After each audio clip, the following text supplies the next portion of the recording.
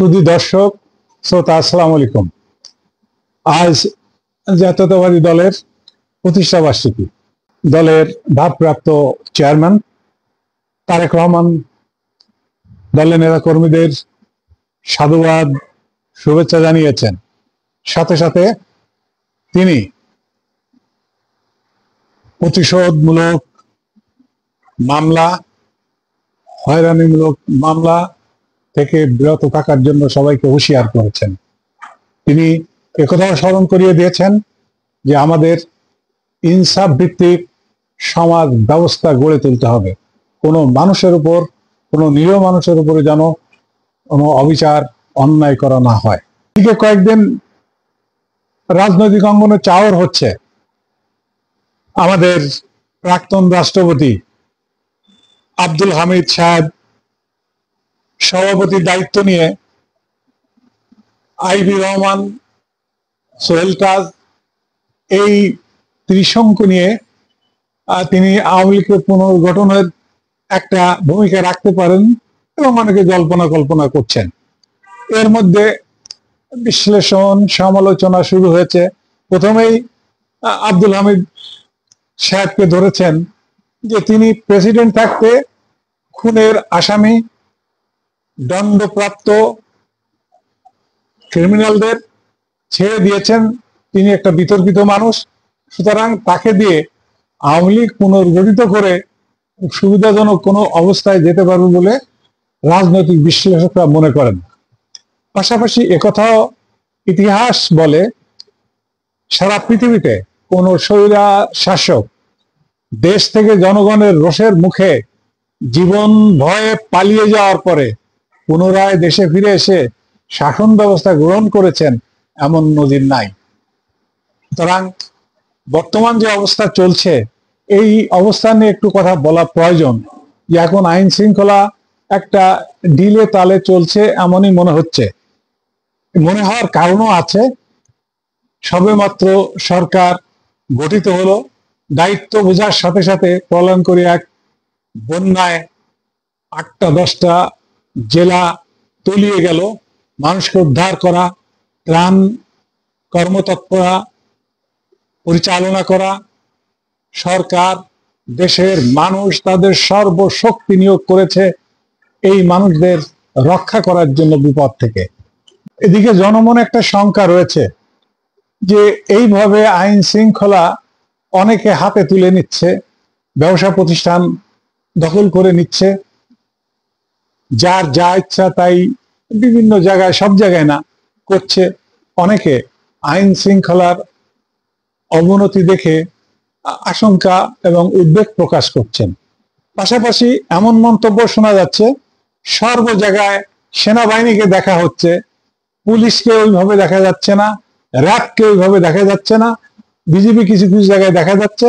সুতরাং সমস্ত ফোর্সকে ঐক্যবদ্ধভাবে কাজে আইন শৃঙ্খলা রক্ষা দায়িত্বে ঝাঁপিয়ে পড়তে হবে। মানুষের মনে নিরাপত্তার বোধ সরকারকে দিতে হবে, এমন কথা অনেকে দাবি করছেন। এই মুহূর্তে সেনাবাহিনীকে ক্ষমতা দিয়ে আদেশ দেওয়া হোক আইন শৃঙ্খলা পুনরুদ্ধারের জন্য যৌথ অভিযানে তারা নেতৃত্ব দিয়ে সমস্ত জেলা, উপজেলা, ইউনিয়ন পর্যায়ে চলে যাক। তারই পাশাপাশি দুর্নীতিবাজদের সকল দলের গ্রেপ্তার করে অবৈধ অর্থ রাজকোষে জমা করে দেশের কাজে নিয়োগ করা হোক। পাশাপাশি একথাও শোনা যাচ্ছে বিএনপি সম্পর্কে বেশি আজকের দিনে যে তারা অনেকে আওয়ামী লীগের বিতর্কিত অনেক নেতাকে, জুলুমবাজ অনেক নেতাকে শেল্টার দিচ্ছে, অনেককে অর্থের বিনিময়ে এলাকায় থাকার নিশ্চয়তা দিচ্ছে। এটা নিয়ে সমালোচনা হয়েছে, যে কারণে বিএনপির হাইকমান্ড থেকে বলা হয়েছে এই ধরনের যদি কোনো কর্মকাণ্ডের সাথে বিএনপির কোনো কর্মী জড়িত থাকে তার বিরুদ্ধে দৃষ্টান্তমূলক ব্যবস্থা গ্রহণ করা হবে। ইতিমধ্যে চিটাগংয়ে আমরা দেখলাম এস আলমের 14টি বিলাসবহুল গাড়ি বিএনপি নেতৃবৃন্দের তত্ত্বাবধানে সেখান থেকে বের করে নেওয়া হলো। এটা নিয়ে যখন গণমাধ্যমে আলোচনা শুরু হলো, তাদেরকে কেন্দ্র থেকে কারণ দর্শানো নোটিশ দেওয়া হয়েছে। তারা চটজল দিয়ে এক সংবাদ সম্মেলন করে বলছেন যে তাদের কানে গিয়েছিল যে বিএনপির কিছু কর্মী সেখানে চাঁদাবাজি করছে, তাই তারা দেখতে আসছে। চাঁদাবাজি করছে এটা দেখার দায়িত্ব কি বিএনপির নেতৃত্ব নাকি এটা আইন শৃঙ্খলা রক্ষাকারী বাহিনীর? এই সমস্ত কথা বলে এগুলো তো ঢাকা যাবে না, এটা যাওয়ার কথা না। এবং বিএনপি নেতৃবৃন্দের এখানে অবস্থান দৃঢ়তার সাথে নিতে হবে যে যেই হোক, যত বড় নেতা হোক, এই নাজুক অবস্থায় যারা এই সমস্ত বড় দুর্নীতিবাজ, ব্যাংক লুণ্ঠনকারী, তাদেরকে শেল্টার দেয়, তাদেরকে দল থেকে বহিষ্কার করা, এটা আজকে জনতার দাবি। এদিকে রাজনৈতিক দলের সাথে সংলাপ চলছে। রাজনৈতিক দলগুলো তাদের মতামত দিচ্ছে। মতামতের মধ্যে মুদ্রা কথায় বলা যায়, একটা কথাই আমরা বলতে পারি যে বড় বড় পয়েন্ট যেটা আসছে সেটা কোনোভাবেই দুবারে বেশি কেউ প্রধানমন্ত্রী পদ অলঙ্কৃত করতে পারবে না। প্রধানমন্ত্রী একই সাথে দলের প্রধান, সরকার প্রধান, সংসদ প্রধান, এইভাবে সবগুলা জায়গায় তিনি অবস্থান গ্রহণ করতে পারবেন না, একটাই করতে পারবেন। আর সংস্কার সম্পর্কে বলা হয়েছে যে রাজনৈতিক দল এসে, আজকে তারেক রহমান সাহেব একই কথা বলেছেন যে নির্বাচিত প্রতিনিধিরা দীর্ঘমেয়াদী সংস্কার যেগুলো প্রয়োজন তারা সেটা করলে জনগণের কাছে সেটা বেশি গ্রহণযোগ্য হয়। এটা নৈতিকতার এবং যুক্তির কথা, আমাদের এ কথা ভুললে চলবে না। বর্তমান অবস্থায় বিগত 16টি বছরে এদেশের সকল সাংবিধানিক প্রতিষ্ঠান, রাষ্ট্রীয় প্রতিষ্ঠান ধ্বংস করে দিয়ে গেছে। এই অবস্থায় একটা সুষ্ঠু নির্বাচন করা কোনোভাবেই সম্ভব না।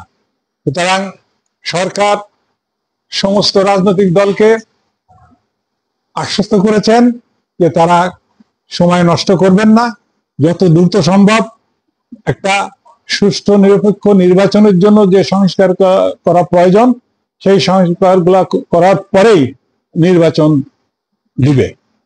এই সংস্কারের মধ্যে প্রথম আসছে প্রাতিষ্ঠানিক সংস্কারের ভিতরে নির্বাচন কমিশন, পুলিশ, একটা স্বাধীন পুলিশ কমিশন গঠনের বড় দাবি উঠেছে। এটা সরকারও বলেছে যে সেটা নিয়ে তারা কাজ শুরু করেছে। প্রশাসনের সংস্কার প্রয়োজন আছে, বিচার বিভাগের সংস্কার প্রয়োজন আছে।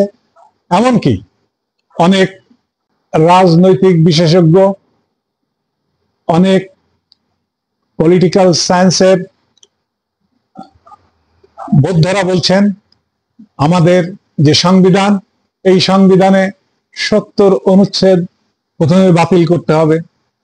আবার কেউ কেউ বলছেন এই সংবিধান রেখে কোনো ক্রমে গণতান্ত্রিক প্রথা, গুম খুন, হামলা মামলা রোধ করা সম্ভব না। সুতরাং এটা সংস্কার নয়, এটা পুরাপুরি নতুন করে এই সংবিধান রচনা করতে হবে। প্রফেসর রিয়াজ সাহেব বলেছেন যে একটা সাংবিধানিক অ্যাসেম্বলি করে তাদের হাতে দায়িত্ব দিতে হবে নতুন করে সংবিধান রচনা করার জন্য।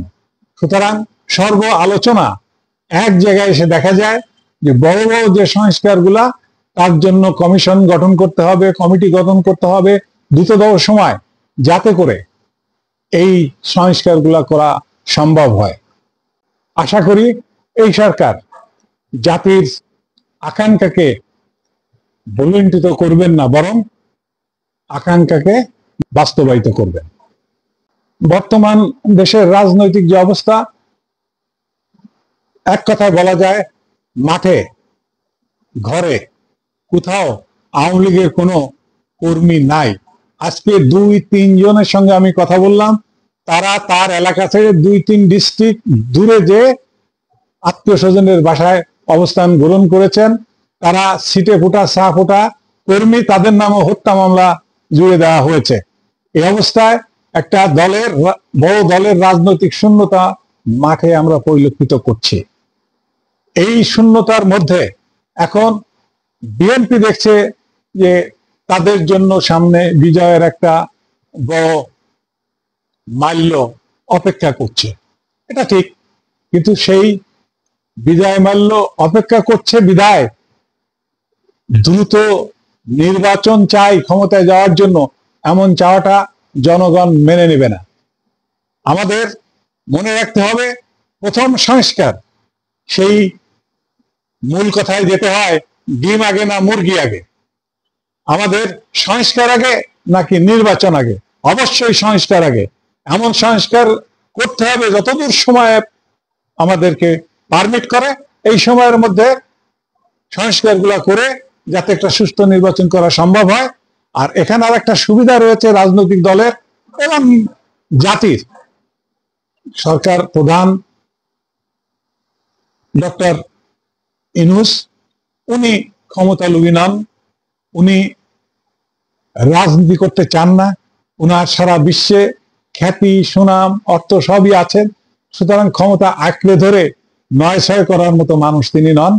সুতরাং তিনি যদি একটু সময় নেন, সেই সময় সকল রাজনৈতিক দলকে দেওয়া উচিত সংস্কার করে সবার কাছে গ্রহণীয় একটা নির্বাচন যাতে সরকার অনুষ্ঠিত করতে পারে, বিতর্কের কোনো জন্ম সৃষ্টি না হয়। ছাত্র জনতার, আবাল বৃদ্ধ বনতার রক্তের বিনিময়ে, শহীদ ভাই বোন সন্তানদের আত্মহত্যের বিনিময়ে আজকে জাতি যে মুক্তি পেয়েছে, এই মুক্তি এখনই শেষ হয়নি, ষড়যন্ত্র এখনো চলছে। সংস্কার এমন ভাবে করতে হবে যাতে করে ঠিক এই রকম স্বৈরাচার আর যেন তৈরি না হতে পারে আইনি কাঠামোর মধ্যে। সেই সংস্কার আমাদের করতে হবে, যে সংস্কার হবে শহীদদের রক্তের প্রতি সুবিচার করা। ইতিমধ্যে আমরা দেখছি ডাক্তারদের উপরে হামলা করা হয়েছে, এটা অত্যন্ত নিন্দনীয় দুঃখজনক ঘটনা। ডাক্তাররা জাতির শ্রেষ্ঠ সন্তান, তারা জীবন দিয়ে মানুষের জীবন বাঁচায়, নিজেরা কষ্টে থাকলেও মানুষের জীবনকে স্বস্তি দেয়। তাদের উপরে এইভাবে দল বেঁধে হামলা করা, একজন নিউরোসার্জনের গায়ে হাত তুলেছে, এটা কোনোভাবেই মেনে নেওয়া যায় না। সরকারের দায়িত্ব হবে ডাক্তারদের নিরাপত্তা নিশ্চিত করা। তারা অত্যন্ত সম্মানী মানুষ, তাদেরকে সম্মান দিতে হবে। তারা জীবন রক্ষার কাজ করেন, অনেকে তাদেরকে ভগবানও ডাকেন। সুতরাং তাদের গায়ে হাত তোলা কোনোভাবেই কোনো সংস্কৃতি নয়, বরং এটা অপসংস্কার, এটা একটা ক্রিমিনাল অফেন্স। আমি অনুরোধ করব সকল ডাক্তার ভাইদের, আপনারা মানবতার সেবায় সেই বহমন নিয়ে এগিয়ে আসুন। আপনারা যে দাবি করেছিলেন, আপনাদের উপরে যারা আক্রমণ করেছে 24 ঘন্টার মধ্যে তাদের গ্রেপ্তার করার কথা, নিশ্চয়ই 24 ঘন্টার ভিতরে সরকার তাদের গ্রেপ্তার করে আপনাদের দাবি পূরণ করবে। ভবিষ্যতে যেন এই ধরনের অনাকাঙ্ক্ষিত ঘটনা না ঘটে, সেটার দিকে আমাদের নজর রাখতে হবে।